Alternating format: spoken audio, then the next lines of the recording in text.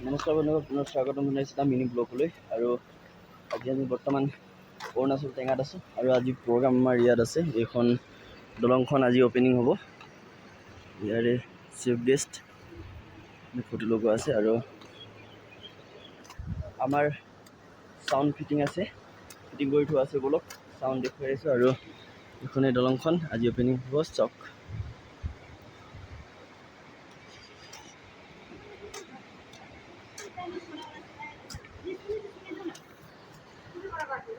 আৰু ইয়াতে প্ৰগ্ৰেমটো হ'ব। আমাৰ এইখিনি ইয়াত বক্স ৰখা আছে।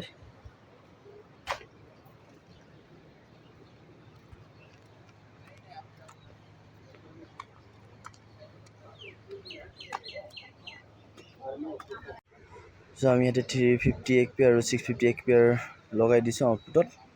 আৰু আমাৰ এইফালে মেচিন আছে, এইখিনি মেচিন আৰু এইপিনে ইকুৱেলাইজাৰ আছে আৰু এইখন মিক্সাৰ আৰু এইখন য়ামাহা 32 চেনেলৰ মিক্সাৰ। আজি প্ৰগ্ৰামটো আমাৰ ইয়াতে হ'ব।